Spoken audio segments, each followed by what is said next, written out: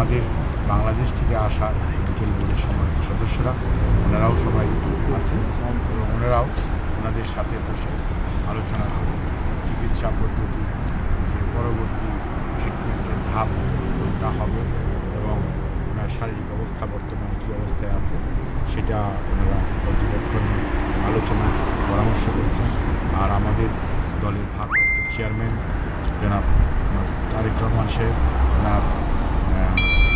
সহধর্মিণী ডক্টর জুবাইদুর রহমান, ওনার ছোটো ছেলে মরহুম আরাফাত রহমান কোকর, সহধর্মিণী ডক্টর বেগম শামেলা রহমান সহ ওনার নাতনিরাও ওনারা এসে চিকিৎসার ব্যাপারে ওনাদের যেটুকু সহযোগিতা করা প্রয়োজন একজন সাধারণ মানুষ হিসেবে, রাজনৈতিক সহকর্মী হিসেবে ওনারা সেটুকু করেছেন। আমরা আপনাদের মাধ্যমে দেশবাসীর কাছে ওনার সুস্বাস্থ্যের জন্য,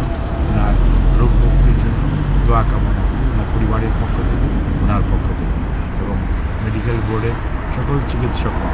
যথাযথভাবে দায়িত্ব পালন করছে।